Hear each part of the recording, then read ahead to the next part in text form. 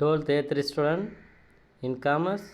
We are seeing stock exchange. In this video we are going to see a recent development in stock exchange.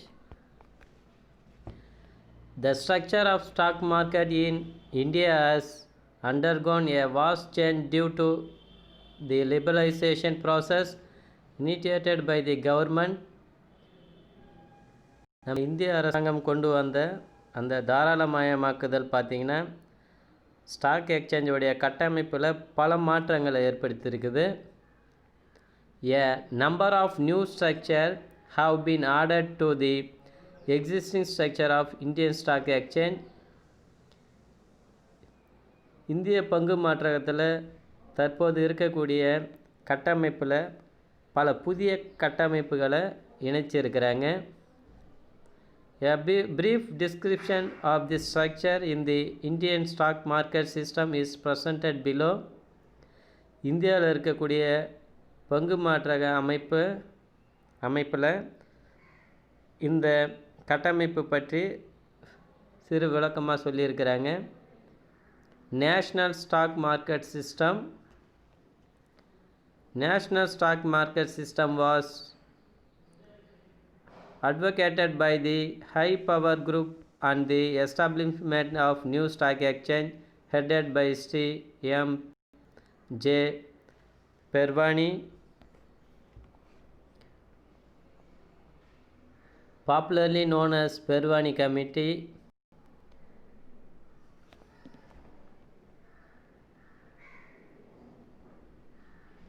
தேசிய பங்குச்சந்தை அமைப்பு பார்த்திங்கன்னா பெர்வானி அவருடைய தலைமையில் உயர் அதிகாரம் கொண்ட அமைப்பால் ஏற்படுத்தப்பட்டிருக்கிறாங்க. High power group. At present the market in India comprise the following. நடப்பில் இந்தியாவில் இருக்கக்கூடிய தேசிய பங்கு மாற்றங்கள் கீழே கொடுத்துருக்காங்க. National stock exchange of India limited, stock holding corporation of India limited, National Clearing and Depository System, Securities Trading Corporation of India, National Security Depository Limited. இதெல்லாம் பார்த்திங்கன்னா இந்தியாவில் இருக்கக்கூடிய பங்கு மாற்றங்கள். அதில் ஃபஸ்ட்டு பார்த்திங்கன்னா national stock exchange. National stock exchange இந்திய தேசிய பங்குச்சந்தை. NSE was incorporated in November 1992. இதை இந்தியாவில் எப்போ ஸ்டார்ட் பண்ணியிருக்காங்க பார்த்தீங்கன்னா நவம்பர் 1992 ஸ்டார்ட் பண்ணியிருக்காங்க. It is a country wide screen based online and order delivering trading system. இது பார்த்திங்கன்னா தேசிய முழுவதும் திரை சார்ந்த ஸ்க்ரீன் பேஸ்ட் திரை சார்ந்த online order driven trading system. Online இணைய வழி மூலயமா ஆணை பெறக்கூடிய ஒரு வர்த்தக அமைப்பு. It uses satellite link to spread trading throughout the country, thereby connecting members scattered overall the India. நாடு முழு இது பார்த்திங்கன்னா சேட்டலைட் மூலயமா நாடு முழுவதும் பரவி இருக்கக்கூடிய உறுப்பினர்களை இந்த வியாபாரத்துக்கு வர்த்தகத்துக்கு பங்கு வர்த்தகத்துக்கு ஒருங்கிணைக்குது. Connecting members. எதன் மூலிமா பார்த்தீங்கன்னா சேட்டிலைட் மூலிமா இவங்க ஒருங்கிணைக்கிறாங்க. Through computer network members order for buying and selling within prescribed price are matched by central computer with each other and instantly communicate to the trading members. இவங்க பார்த்திங்கன்னா கணினி தொடர்பின் மூலயமா பரிந்துரைக்கப்பட்ட விலையில் ஷேர்ஸை வாங்கிறதுக்கும் விற்கிறதுக்கும் பார்த்திங்கன்னா உறுப்பினர்களை ஒருங்கிணைக்கிறாங்க.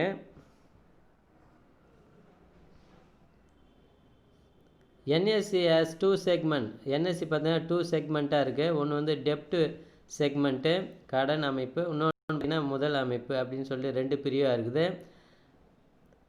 It has user in transparent screen based and user friendly trading of global standard. It has revolutionized stock trading in India. இது NSE பார்த்திங்கன்னா இந்தியாவில் பங்கு பரிவர்த்தனை புரட்சி ஏற்படுத்தியிருக்குதுன்னு சொல்கிறாங்க. இவங்க என்ன பண்ணிக்கிறாங்க, பங்கு வர்த்தகத்தில் புரட்சி ஏற்படுத்தியிருக்கிறாங்க. Second, stock holding corporation of India limited. Stock Holding Corporation of India Limited. The Stock Holding Corporation of India Limited is committed to set up trading, clearance and settlement service for securities and mandatory instrument. இதை எதுக்கு start பண்ணாங்கன்னு பார்த்தீங்கன்னா,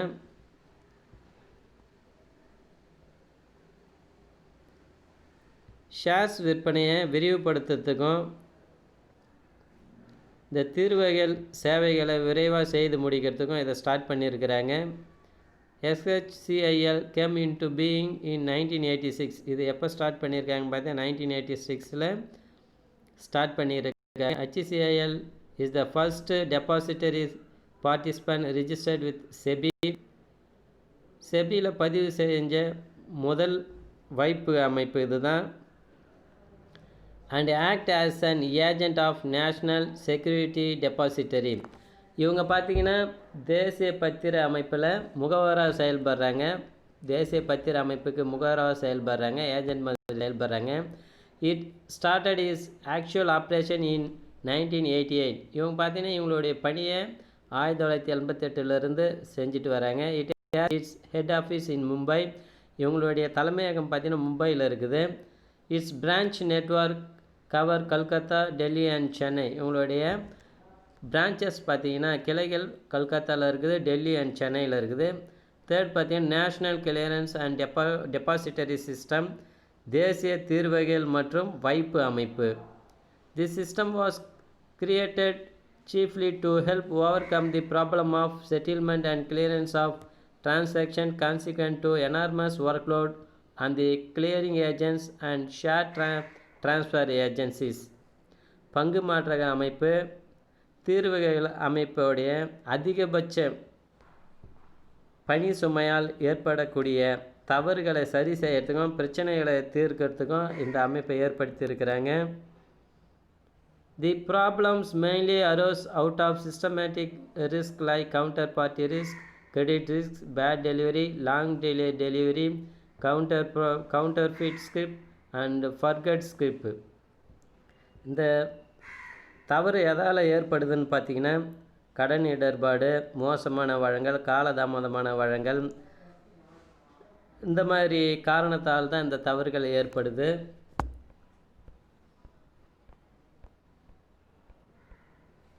fourth பார்த்தீங்கன்னா securities trading corporation of India.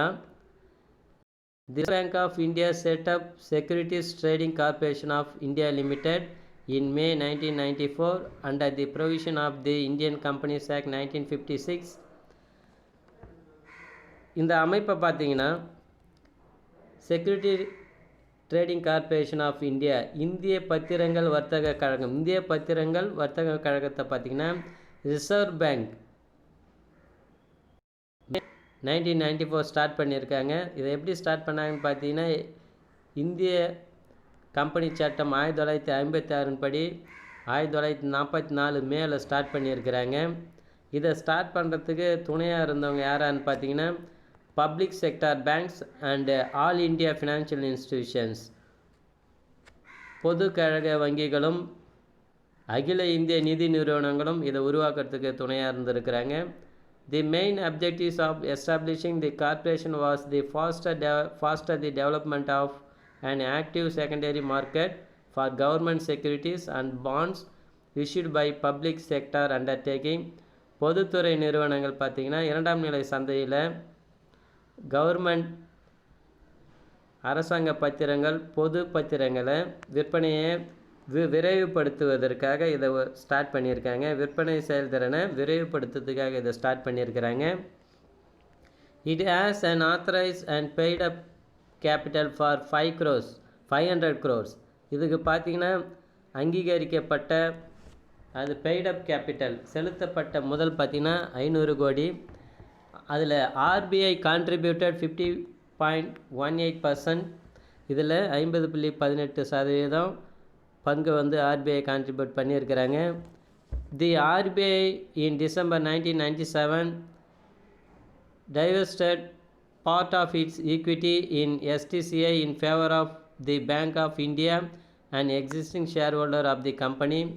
இவங்க பார்த்தீங்கன்னா RBI பார்த்தீங்கன்னா 1997 bank of India மற்றும் share ஹோல்டருக்காக அதில் இருக்கக்கூடிய ஷேர் ஹோல்டருக்காக இவங்க ஈக்விட்டி ஷேரை வித்ட்ரா பண்ணிக்கினாங்க. 1997 என்ன பண்ணியிருக்காங்க, அவங்களுடைய ஈக்விட்டி ஷேர் சாதாரண பங்குகளை வித்ட்ரா பண்ணிக்கின அகட்டிக்கிட்டு இருக்காங்க.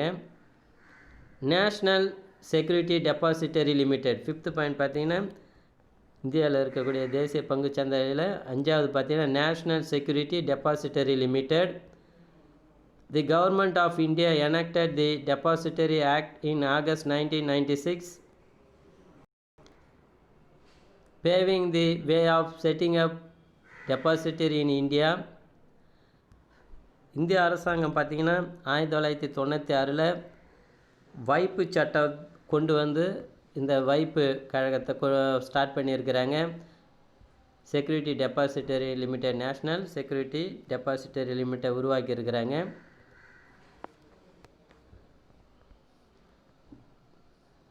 Paving the way of setting up of depository in India, thus pioneering the concept of depository and ushering in an era of paperless settlement of securities. காலத்திற்கு ஏற்றவாறு மாறிக்கொண்டு இருக்கக்கூடிய காலத்திற்கு ஏற்றவாறு காகிதமில்லா பத்திரங்கள் தீர்வை கொண்டு வந்து இவங்க ஒரு பெரிய சகாப்தத்தை ஏற்படுத்தியிருக்கிறாங்க. சகாப்தத்தை ஏற்படுத்தி ஒரு முன்னோடியாக செயல்பட்டு இருக்கிறாங்க. காகிதமில்லா பத்திரங்கள் தீர்வை கொண்டு வந்து ஒரு மாபெரும் சகாப்தத்தை ஏற்படுத்தி ஒரு முன்னோடியாக திகழறாங்க. இவங்க பியோனர்ஸ், முன்னோடியாக திகழறாங்க.